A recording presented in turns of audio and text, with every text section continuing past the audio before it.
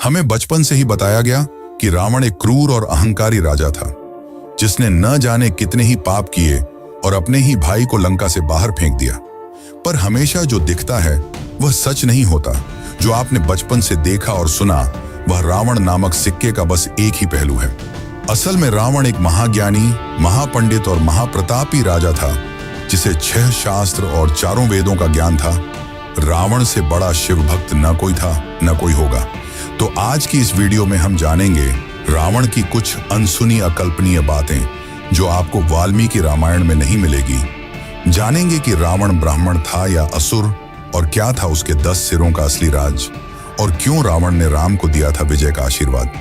और वीडियो के अंत में हम यह भी जानेंगे कि क्या रावण भी 7 चिरंजीवियों की तरह ही आज भी जीवित है, और क्या सच में माता सीता रावण की ही बेटी थी। तो चलिए जानते हैं एक महान विद्वान, सफल शासक, वीणा उस्ताद, शिव भक्त रावण की असली कहानी।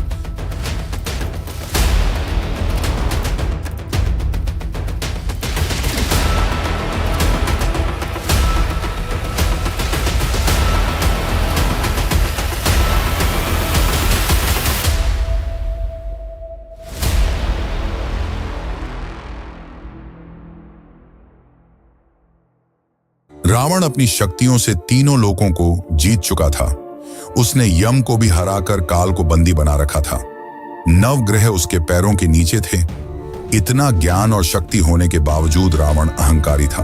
दरअसल रावण के पिता ऋषि विश्रवा थे, जिनसे रावण ने शास्त्रों और वेदों को सीखा, जिसके कारण उसे महाज्ञानी और महापंडित कहा जाता है। वहीं उसकी माता कैकसी राक्षस कुल की थी, जिसके कारण रावण में राक्षसों वाले गुण भी थे। एक और इंटरेस्टिंग बात तो यह कि रावण ब्रह्मा जी के भी परपोते थे। रावण के दादा ऋषि पुलस्त्य ब्रह्मा के 10 बेटों में से एक थे। रावण ने अपने दोनों भाई कुंभकर्ण और विभीषण के साथ ब्रह्मा जी की कठोर तपस्या की। उसने हजारों सालों तक तपस्या की। रावण हर 1000 वर्ष समाप्त होते ही अपना एक सिर काटकर ब्रह्मा जी को अर्पित कर देता, और अंत में जब वो अपना 10वां सिर काटने वाला था, तब ब्रह्मा जी उसकी भक्ति से प्रसन्न हुए और उसे और उसके भाइयों को वरदान मांगने को कहा। रावण ने अमृता का वरदान मांगा, पर ब्रह्मा जी ने यह कहते हुए मना कर दिया कि यह सृष्टि के नियमों के अनुकूल है। तब रावण ने वरदान मांगा कि उसे दानव, देवता, किन्नर, नाग कोई न हरा सके, और अपने अहंकार में रावण ने मनुष्यों और वानरों को तुच्छ समझते हुए उनसे सुरक्षा नहीं मांगी, और इसी कारण यही उनके अंत का कारण बने। ब्रह्मा जी ने उसे वरदान देते हुए उसके 10 सिर भी उसे लौटा दिए, और अमृता के लिए अमृत विला दिया जो रावण की नाभि में था, और उसे चेतावनी दी कि यह अमृत विला सिर्फ अग्नि बाण से सुखाया जा सकता है, जो कि केवल श्री हरि विष्णु के पास है, तो तुम उनसे दुश्मनी मोल ना लेना। अब इसके बाद ब्रह्मा जी ने कुंभकर्ण को वरदान मांगने को कहा।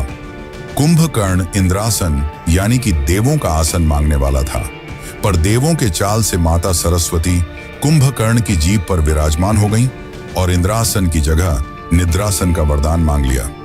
अंत में विभीषण ने आजीवन प्रभु की सेवा और भक्ति करने का वरदान मांगा, जिससे ब्रह्मा जी प्रसन्न हुए और उसे यह वरदान खुशी खुशी दे दिया।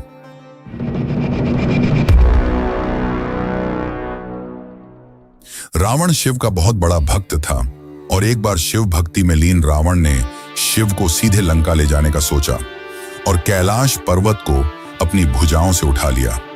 और जब रावण ने ऐसा किया तो शिव क्रोधित हो उठे और अपने अंगूठे से पर्वत को दबा दिया। रावण पर्वत के नीचे दब गया और दर्द से चिल्लाने लगा।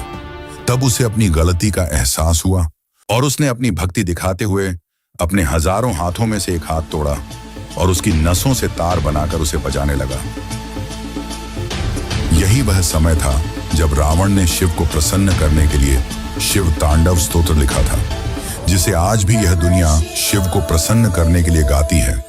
रावण की भक्ति से शिव प्रसन्न हुए और उसे अपनी चंद्रहास तलवार दी, और तब से ही रावण को सबसे बड़ा शिव भक्त माना जाता है।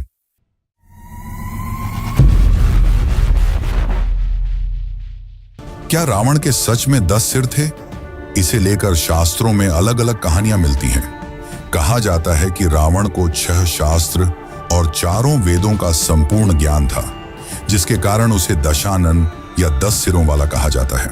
वहीं दूसरी ओर कुछ जगहों पर यह लिखा मिलता है कि रावण के पिता ने उसे 9 मणि वाली एक माला दी थी, जिसके कारण रावण के 10 सिर प्रतीत होते थे। रावण के 10 सिर उसके चरित्र को दर्शाते हैं। ये 10 सिर हैं काम, क्रोध, लोभ, मोह, मद, मत्सर्य, अहंकार और उसके सभी सिरों को संतुलन में रखते मुख्य 3 सिर बुद्धि, मनस और चित्त।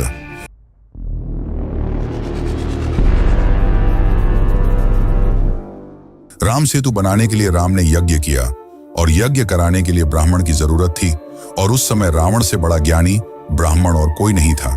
इसलिए राम ने रावण को आमंत्रण भेजा और रावण ने यज्ञ में भाग लिया। कहा जाता है कि यज्ञ में पति पत्नी को बैठना होता है, जिसके कारण रावण ने सीता माता को मुक्त कर यज्ञ में शामिल किया था। लेकिन कुछ जगहों पर यह लिखा मिलता है कि रावण ने सीता को मुक्त नहीं किया था, बल्कि उसकी एक मूर्ति बनाकर पूजा में बैठाया था। और पूजा समापन होने के बाद राम ने रावण से जीत का आशीर्वाद मांगा और रावण ने खुशी खुशी राम को विजय का वरदान दिया। कहा जाता है कि रावण को अपनी मृत्यु का पहले से ही ज्ञान था और उसने ही अपनी मृत्यु का जाल रचा था। पर उस सच को जानने से पहले हम रावण के जन्म की असली कहानी को जान लेते हैं।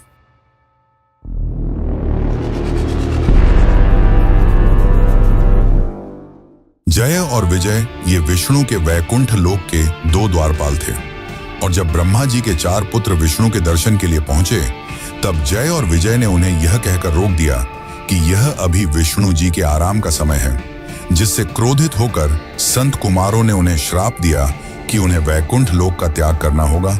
और उनके इस श्राप से विष्णु जी भी सहमत हुए और उन्हें 2 विकल्प दिए कि या तो वे पृथ्वी पर विष्णु के भक्त के रूप में 7 बार जन्म लें या 3 बार विष्णु के दुश्मन के रूप में। विष्णु जी से जल्दी मिलने के लिए उन्होंने 3 बार उनका दुश्मन बनना स्वीकार किया, और पहले जन्म में वे हिरण्याक्ष और हिरण्यकश्यप के रूप में जन्मे।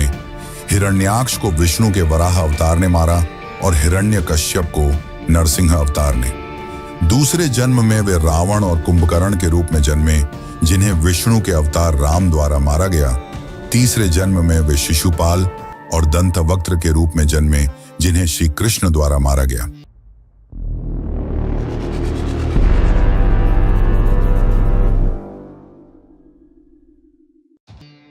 माना जाता है कि माता सीता रावण की मृत्यु का कारण बनी, पर यह पूरी तरह सच नहीं है। इसके पहले भी रावण को कई ऐसे श्राप मिले जो अंत में उसकी मृत्यु का कारण बने।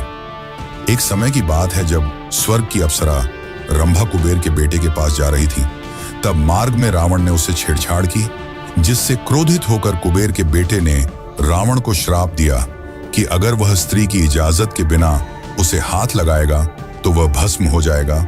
और इसी श्राप के चलते रावण ने माता सीता को हाथ नहीं लगाया।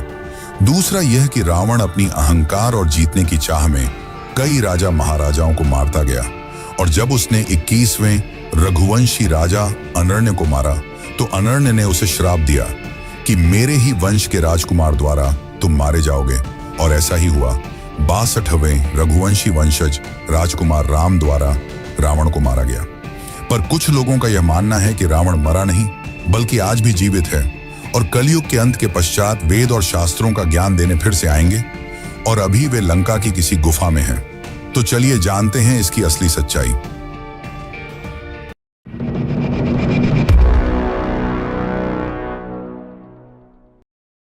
रावण तीनों लोकों को जीत चुका था और काल को भी बंदी बना लिया था, और जब वह नागलोक पहुंचा तो नागराज ने हारने से अच्छा रावण से दोस्ती कर ली, और रावण की मृत्यु के बाद नाग रावण के शरीर को ले गए और उसे जिंदा करने का प्रयास भी किया, परंतु वे असफल रहे। तब उन्होंने रावण के शरीर को सहत और अन्य जड़ी बूटियों की मदद से ताबूत में बंद कर दिया और लंका की किसी गुफा में सुरक्षित रख दिया, और माना जाता है कि रावण कलयुग के अंत में फिर आएंगे।